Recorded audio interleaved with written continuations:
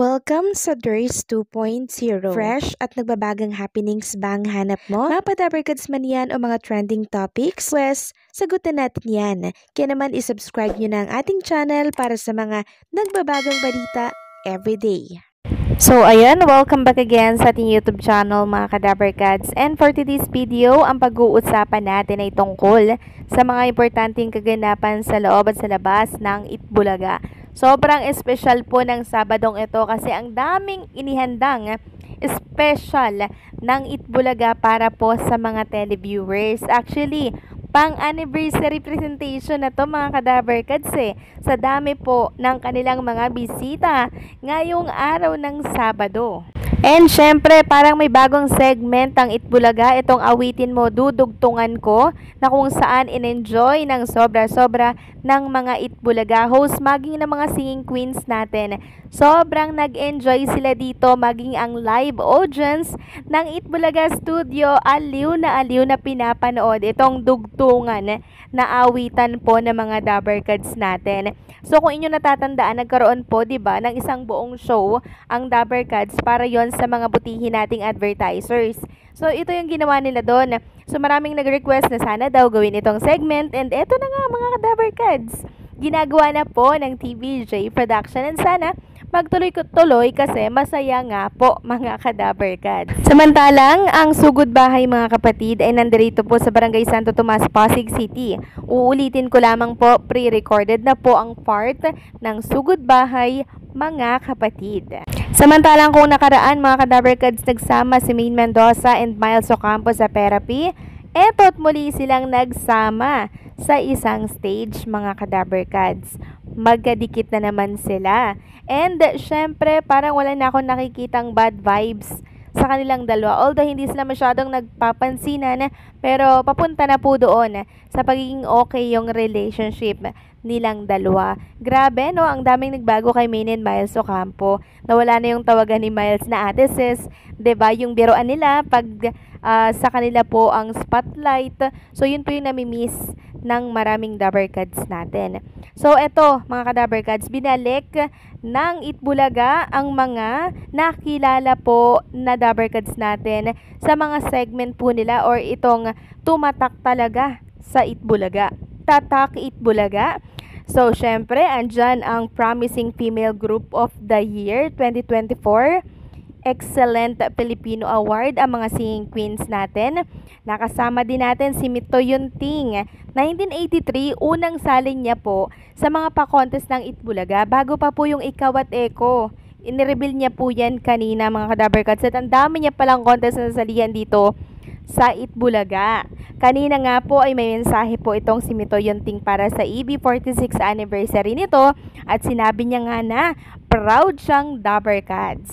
And sa Lola's playlist naman po, ang Itbulaga Youngest Singing Boy Group, walang iba kundi po itong The Broadway Boys. Nakasama natin yan kanina. 4 pa rin sila, and talagang lumuwas sila mga kadabarkads para lamang po makapag-perform dito sa Itbulaga. Yung iba college na, yung iba high school. So nakakatuwa lang kasi ang lalaki na po nila mga kadabarkads. Andyan si Joshua Lumbao and also Francis Aglabtin, at itong si Joshua Corino at Bendic Aboymi. So pagkatapos po ng performance ng mga Tatak Itbulaga natin mga kadabarkads, nagsama-sama silang nag-perform dito sa Itbulaga Studio. Grabe, nagbalik yung nakaraan pag napapanood natin itong Broadway Boys, and syempre itong si Mito Yunting, at marami pa pong iba mga kadabarkads na hindi lamang po na pasali ngayon dito po sa Itbulaga. Pero marami talagang tumatak na Dabarkads natin sa programa po ng Itbulaga. Sila lamang po yung naimbitahan, and possible na maimbitahan sila ay sa anniversary po ng Itbulaga, 46 years anniversary. At alam niyo po ba mga Dabarkads, during performance na yan ng mga Tatak Itbulaga, pumalo po ng nasa 139 or 140k ang online viewers. Dito yan sa YouTube channel lang po ng TVJ. Single channel pa lang yan mga kadabarkads. Samantalang mamaya naman mga kadabarkads, sa mga singing queens natin ay mapapanood po sa Imagination. Season 5 po yan. Saturday yan 5:30 p.m. Kaya abangan natin sila. Ang ating bireterang singing queen, bubulagain po tayo this weekend. TV5 may inilabas po para sa Itbulaga at mga Dabarkads natin. Sabi nga dito sa letrang B, bingo sa 5.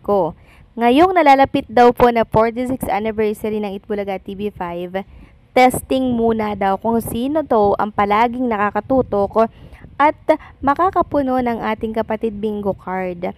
So mag-comment daw kayo sa post na to ng TV5. Makikita nga dito yung Lenten Special, Kimi the Clones, and syempre Porinoy Itbulaga, Singing Queens natin, the Clones, Gimme 5, and syempre itong si Gerald Anderson at si Julia Barreto. So yan po yung mga nagpakilig sa atin and syempre nagpasaya po sa atin habang tayo ay nanonood ng Itbulaga. Samantalang marami naman po ang nalungkot mga ka-Dabarkads sa previous update natin tungkol doon sa Dabarkads natin na 4 na kung saan ay pinagpo-pull out na po sa malaking company sa billionaire endorsement nila.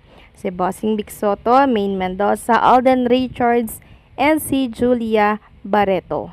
Para po yan sa online gambling. Actually, ang online gambling mga ka-Dabarkads, nakakatulong po yan at nagbibigay ng malaking buwis dito po sa ating bansa. And I don't think so kung papayagan po itong ipapasa ni Mig Subiri na batas. Next topic naman, pag-usapan natin itong kaliwat kanang balita na nababasa ko po dito po sa Facebook. Ito po ay fake news mga ka-Dabarkads sa kung saan kinakalat po dito na si Vic Soto, Joey De Leon were finally acquitted daw in the lawsuit filed by Atasha Mulak. Pinapalabas po nila na nagsampa daw po ng kaso si Atasha Mulak dito po kay Boss Joey at Bossing Vic Soto. Mga ka-Dabarkads, wala pong katotohanan yan. Ipapakita ko po sa inyo ang screen recording natin na kung saan ang dami palang mga page na nagkakalat po ng mga fake news tungkol sa mga Dabarkads natin.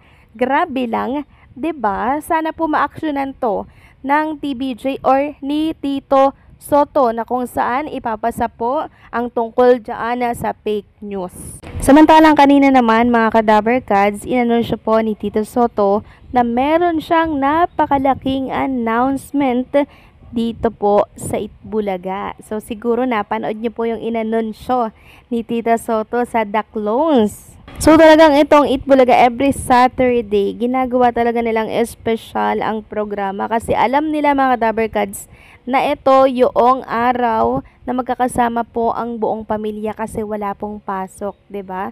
So itong programa ng Itbulaga yung parang napagsasama-sama yung pamilya, 'di ba, para panoorin po ang kanilang programa. So nakakatuwa lang dahil ang programang Itbulaga wala pong kupas mga ka-Dabarkads. Ito pa rin yung programang sinuportahan natin noon. So paano, hanggang dito na lamang po ang update natin. Maraming salamat sa patuloy na pag-support.